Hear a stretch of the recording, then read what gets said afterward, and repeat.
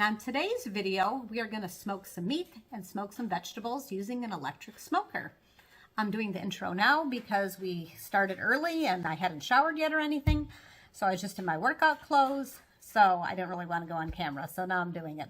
I love the electric smoker because it has no flame and it's quite easy to use, and the results are absolutely delicious. I hope you enjoy this video. This is our electric smoker. It's a Masterbuilt digital smokehouse. As you can see, there's no glass front on the door, and you'll see that there's all the I'm trying to get the door, the wind keeps blowing it shut. Anyways, the inside of the smoker has a bunch of residue from the previous smokes. You want to leave that on. If it starts building up a little too much, you'll need to knock off pieces, like, let me put these bags down here, like this little thing right here. You can knock this stuff off so it doesn't fall in your food. But other than that, the shelves, we don't clean them all the way down. It's almost like cast iron. We just kind of scrub them up a little bit in the sink when we're done, take off the big chunks and get them clean enough to go back in here. This pan right here is a drip pan. You can also add water to it. Last time I smoked stuff, I didn't go ahead and clear that out. And then down here is the burner. And I'll show you this here in a second, how this whole thing works. Okay, so I got some cherry and some hickory chips. Put them in the, so one side's hickory, one side's cherry. So we'll have a couple flavors coming into there. But anyway, so we take those, we put them in that pan that goes in there. And take that pan and put it like this. And then you can see that little tube off the side there. I'm going to sneak around over this side over here. Let the wind take that door and do what it wants to with it. And then this little bayonet thing right here goes ahead and you put the wood chips in there, and you can put them in either right off the start. I like putting them out on the start and out of their pan. But you can put them in when they're hot. You just stick them in like this, and you give it a little bit of, there we go. A little bit of a twist, and we're ready to go that way. In the back here, I got a drip tray. I always like doing it over the gravel out in the dirt, so that if stuff drips, it's not on a concrete surface. And because there's always one little tiny drip, it seems like. You never can fail with that. But anyway, so I like doing that where the smoker's outside, doesn't smoke up my house or my garage or my carport.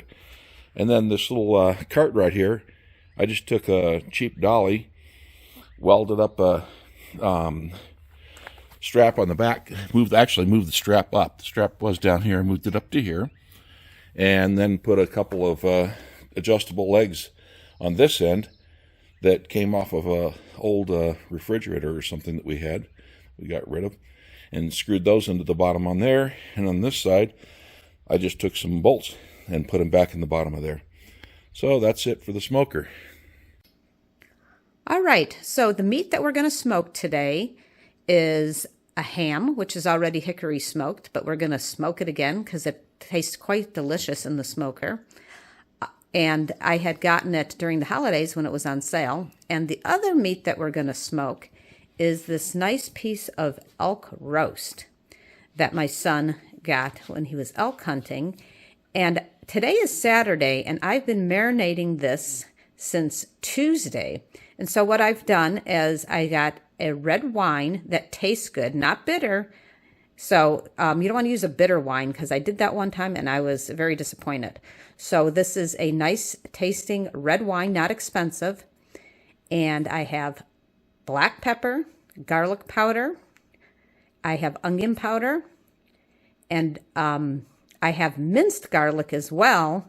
And what I've done is every night, as you can see, it's not like totally submerged. So every night I have been turning this so that both sides are getting marinated in the wine. And I'm going to take it off and I'm going to put it on the smoker rack. But before I do that, or while it's on there, I'm going to actually rub a thin layer of mustard, which holds in the moisture. Alrighty, so we have this ready to go into the smoker. So the elk roast is roughly about 3 to 4 pounds with a light layer of mustard on it.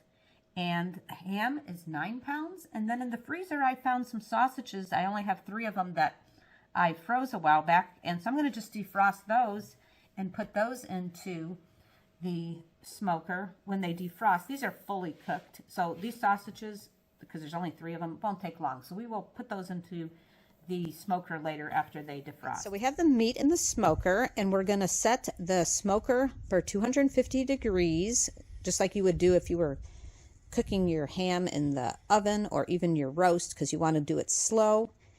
And we're going to set the timer for 12 hours. We're probably not going to cook it for 12 hours, but what we don't want to have happen is it to shut off prematurely. So we're just going to have to keep on checking this. And we also are going to add chips every hour, right? Mm-hmm. Yep, we're going to add some chips to the back. How Derek showed you, we're going to put them in the little thing and then turn the little handle. And we will check on it and update you periodically. Okay, it's been almost an hour, and as you can see, there's still smoke coming out of the smoker, and we have it closed, which helps keep in the moisture for the meat. And now we're going to add some more chips. All right, so we have half hickory and half cherry again. Another scoop. Put it in. It says unload. And let's just I like to double check it. Make sure they all, oh, see there's one left, so I'm going to dump it again.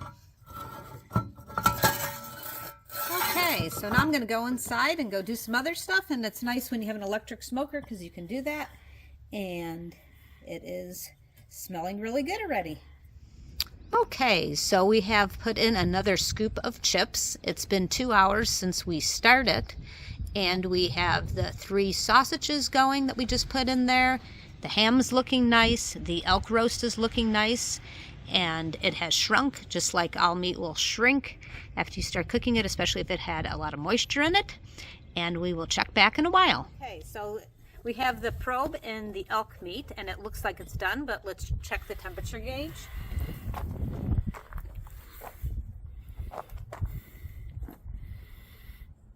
Okay, it says it's well done, and it says it's at the current temperature is 188. And the target temperature is 170, so it's definitely done for sure. And the sausages definitely look like they're done, and it's been an hour and a half on those. And the ham, we will have to check that in just a few minutes. So we pull the elk and the sausages, and we have the probe in the ham. Let's see where we are on that. And the current temperature is 152, and our target temperature is 170, so it needs to go longer. So Derek's going to cut into the sausage. And look at that. That looks luscious. There. All right, so now it's time to taste test the elk roast. Okay, when cutting a roast, you want to go across the grain. So I don't know if you can see this or not, but the grain is going, the grain is going this way, so I'm going to be cutting this way. All right? Okay, so I'm going to probably cut, I'm going to use my handy dandy claw. I'm not going to cut all of it right now. I'm going to cut some of it, and you can see the knife is going right through it. Okay, that's a good size for a taste test. Okay, so I'll show you the roast. I'll slice up the rest, but see how easy it's sliced? And it smells absolutely delicious. So let's see how it tastes. First of all, I'm going to go ahead and just show you how easily it comes apart. See? Look at that.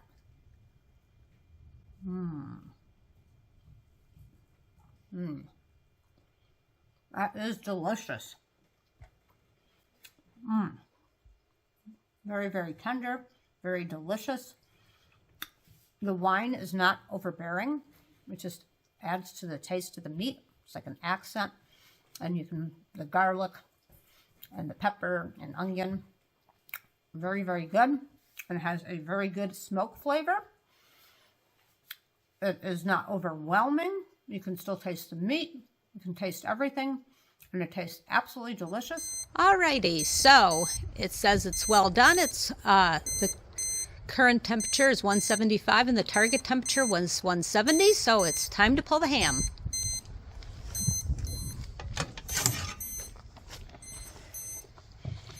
And that definitely looks like it is done and ready to pull. Okay, so the ham is ready and ready to taste test.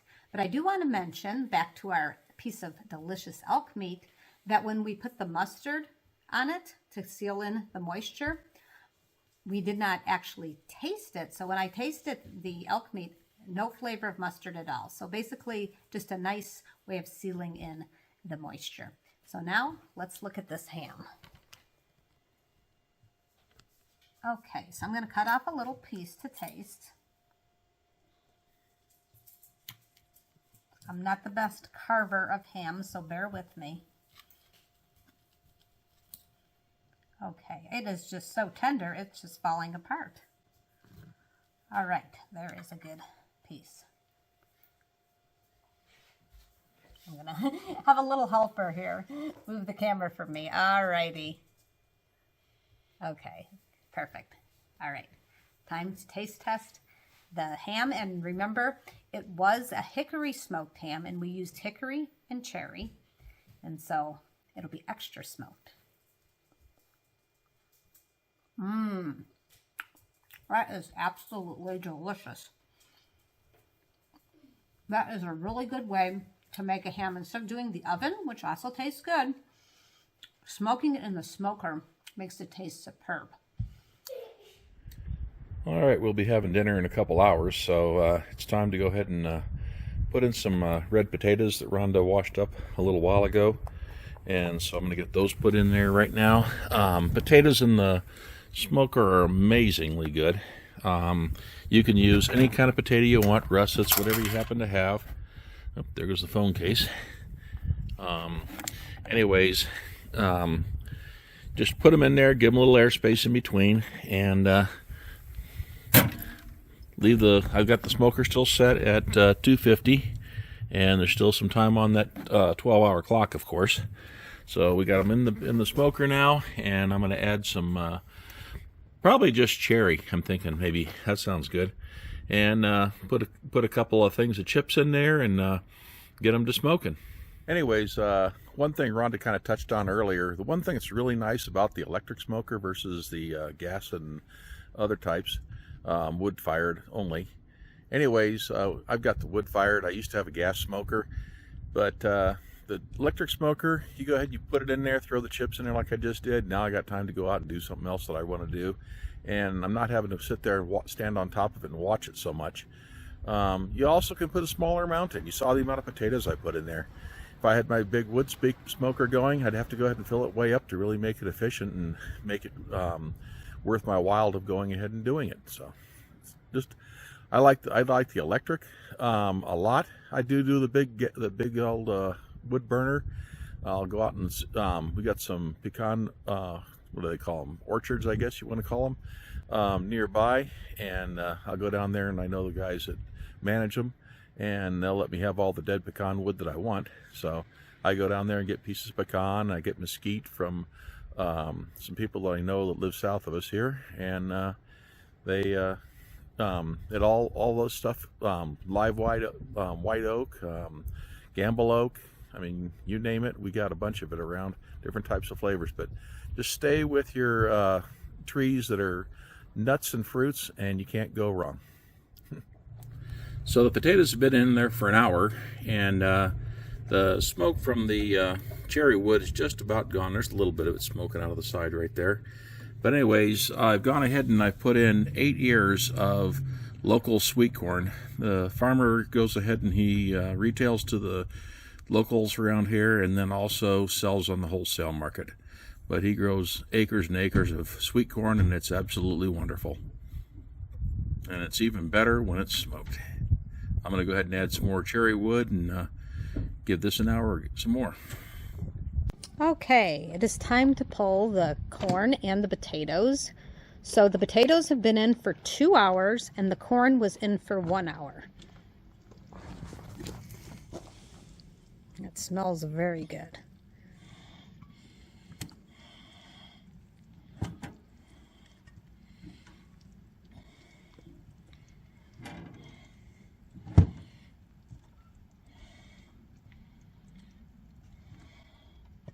Those potatoes are like really soft. Oh, good. Look at that. I mean, you see Uh-huh. Yep. That is nice.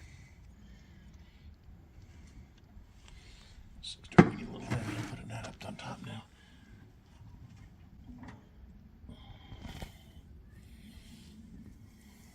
So I'm using the ones that have the rubber tips right now to do this.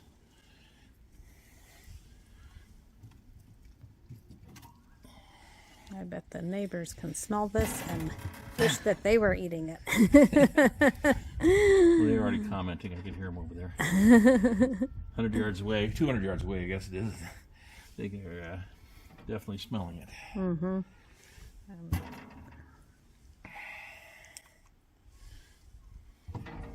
Alrighty, I'm gonna move the camera closer so you can see how the corn looks in particular. See how it's a little bit brown, and like I said, it smells absolutely delicious. So the corn is ready, and I'm gonna make the corn into street corn. So let's get started. Okay, so you need hot corn, and I'm gonna start off with putting mayo on it,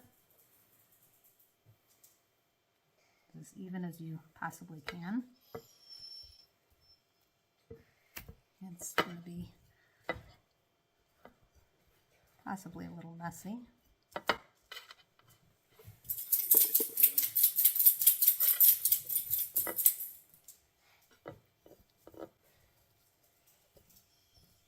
Okay. All right.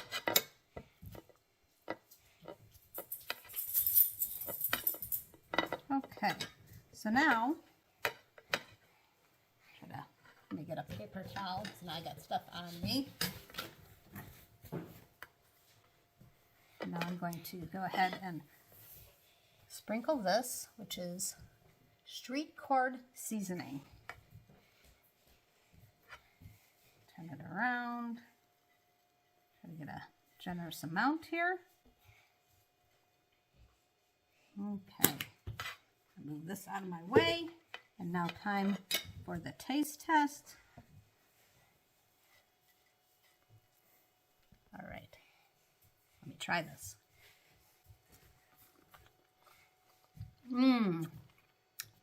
That was really, really good. It tastes almost sweet. Well, the corn is sweet, but the spices almost taste sweet. Very, very delicious. Well, I hope you enjoyed this video. I will definitely enjoy dinner tonight. Thank you for those who subscribe to my channel. I really appreciate it. And if you don't subscribe, it is free, and I hope you do. Thanks for watching.